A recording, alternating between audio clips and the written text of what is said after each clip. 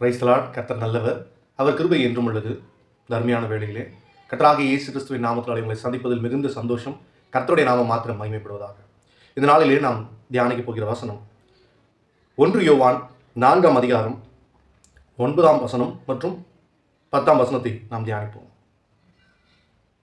தம்முடைய ஒரே பேரான குமாரனாலே நாம் பிழைக்கும்படி தேவன் அவரை இவ்வுலகத்திலே அனுப்பினதினால் தேவன் நம்மேல் வைத்த அன்பு வெளிப்பட்டது. நாம் தேவனிடத்தில் அன்பு கூர்ந்ததினால் அல்ல, அவர் நம்மிடத்தில் அன்பு கூர்ந்து நம்முடைய பாவங்களை நிவர்த்தி செய்கிற கிருபாதார பலியாக தம்முடைய குமாரனை அனுப்பினதினாலே அன்பு உண்டாயிருக்கிறது. ஆமென். ஆமாங்க. இங்கே நிறைய நேரம் ஒரு கிறிஸ்துவ குடும்பத்தில் நான் பிறந்ததுனால கிறிஸ்துவை அறிந்திருக்கிறேன், நான் ரட்சிக்கப்பட்டிருக்கிறேன், நான் கிறிஸ்துவனாக வாழ்கிறேன்னு நான் நினச்சிட்டு உண்டு.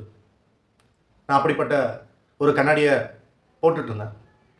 அந்த கண்ணாடி என்னுடைய ஒழுக்க நெறியினால் நான் கிறிஸ்துவனாக பிறந்திருக்கிறதாகவும், என்னுடைய சடங்காச்சாரம், என்னுடைய பாரம்பரியம், என்னுடைய மூதாதையர்கள் செய்த நற்செயல்களால் இயேசு கிறிஸ்துவனுடைய அன்பு எனக்கு கிடைக்கப்பட்டது என்றும் நான் நம்பிக்கொண்டிருந்தேன்.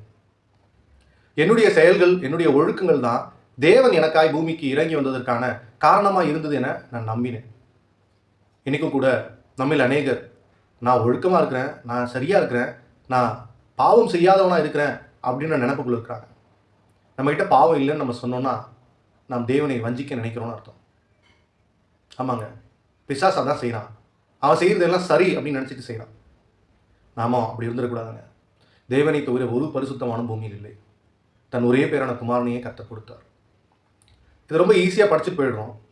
ஆனால் உண்மை என்னென்னா, சிங்காசனத்தில் சந்தோஷமாக அப்பாவுடைய பிரசன்னத்தில் திரியேக தேவனாக வாழ்ந்து கொண்டிருந்த இயேசு கிறிஸ்து, அதாவது கிறிஸ்து இயேசு பூமியில் வந்ததுக்கு அப்புறம் தான் அவர் இயேசு கிறிஸ்து. உலக தோற்றத்துக்கு முன்பாகவே கிறிஸ்து இயேசு இருந்தார். சிங்காசனத்தில் அமர்ந்திருந்த அவர் மகிழ்ச்சியாய் சந்தோஷமாய் பாவமில்லாத தகப்பனிடத்தில் பாவம் அறியாமல் பரிசுத்த தெய்வமாய் வாழ்ந்து கொண்டிருந்தார். அங்கிருந்து தகப்பன் அனுப்புகிறார். என் பிள்ளைங்க பூமியில் தவறிட்டாங்க, பாவத்தில் விழுந்துட்டாங்க, என் உறவே வேணான்னு சொல்லிட்டாங்க, நான் பழத்தை சாப்பிடாதுன்னு சொன்னேன், அவங்க பழத்தை சாப்பிட்டாங்க. பழத்தை சாப்பிட்டதுனால இல்லை, அப்பா செய்கிற நல்ல காரியங்களை விட நான் வளர்ந்துட்டேன், எனக்கே நல்லது கெட்டது தெரியும், நானே எல்லாம் பார்த்துக்கிறேன்ற ஒரு முதல் முடிவு தான் அந்த உறவு பிளவுக்கு காரணம். கர்த்தருடைய வார்த்தையை மீறி அந்த உறவு பிளவை உருவாக்குகிறார்கள். இன்றைக்கும் கூட நம்ம குடும்பங்களில் பிள்ளைகளை வளர்த்து பிள்ளைகள் வளர்ந்து